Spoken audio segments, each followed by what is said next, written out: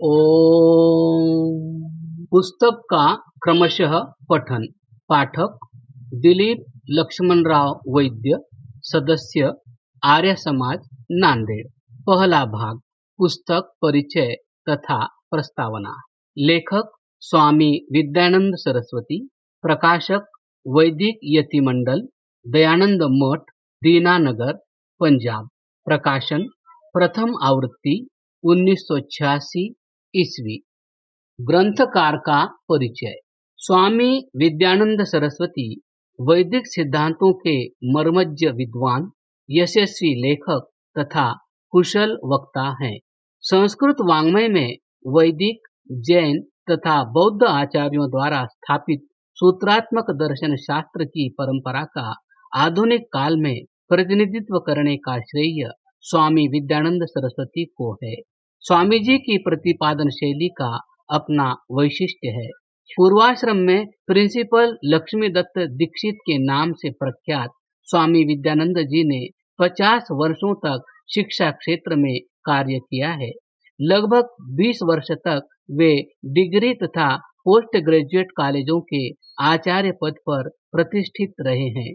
आपकी योग्यता तथा सेवाओं के उपलक्ष्य में भारत के राष्ट्रपति ने आपकी पंजाब विश्वविद्यालय के प्रतिष्ठित सदस्य के रूप में मनोनीत किया। कुछ समय तक आपने गुरुकुल विश्वविद्यालय वृंदावन के आचार्य पद को भी सुशोभित किया। वर्षों तक आप गुरुकुल कांगड़ी विश्वविद्यालय की विद्या सभा अर्थात सेनेट तथा उसकी अनेक उच्च स्तरीय समितियों के सदस्य रहे। पंजाब, हरियाणा व दिल्ली की अनेक धार्मिक, सांस्कृतिक, शैक्षणिक तथा सामाजिक संस्थाओं से आपका निकट संबंध रहा है। प्रस्तावना। आर्यावर्तीयाः। वेद में आए आर्य और दस्यु शब्द गुणवाचक है, जातिवाचक नहीं। इन शब्दों के वास्तविक अर्थों को न जानकर अथवा जानबूझकर पाश्चात्य विद्वानों ने यह सिद्ध करने का यत्न किया कि आर्य नाम से पुकारे जाने वाले लोग भारत के मूल निवासी नहीं है।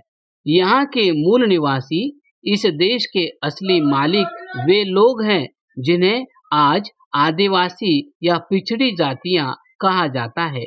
यह कल्पना हमें अपमानित करने और आपस में लड़ाने के लिए की गई। वेद मंत्रों के काल्पनिक अर्थ करके यह भी कहा गया कि आर्य लोग आदिवासियों से ही नहीं लड़ते थे, आपस में भी उनका युद्ध होता था।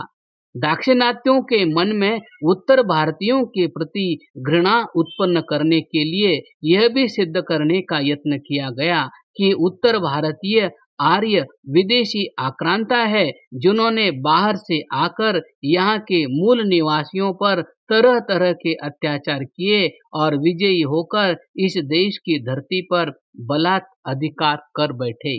पाश्चात्य मतानुसार जिन आर्यों ने ऋग्वेद जैसा महान और निर्विवाद रूप से संसार में सबसे पहला ग्रंथ लिखा, उन्होंने अपनी इतनी भारी विजय का कहीं उल्लेख नहीं किया। संसार में कौन ऐसी सभ्य जाति है जिसने अपनी विजय गाथा न लिखी हो?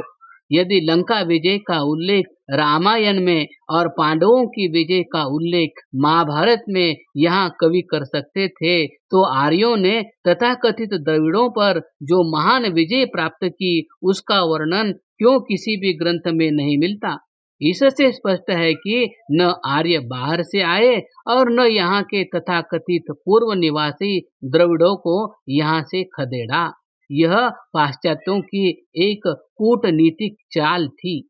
वास्तविकता यह है कि इस देश की पावन धरती पर सबसे पहला पग आर्यों ने ही रखा था और आदि काल से अर्थात 1 अरब 97 करोड़ 29 लाख 49,086 वर्षों से यहाँ रह रहे हैं। वस्तुतः अंग्रेजी राज्य को सुदृढ़ करने, इस देश की संस्कृति को समूल नष्ट करने और इसे ईसाई मुस्लिम बहुल बनाने के लिए यह एक सुनियोजित षड्यंत्र है, जिससे हम आज भी अपने को बचा नहीं पा रहे हैं।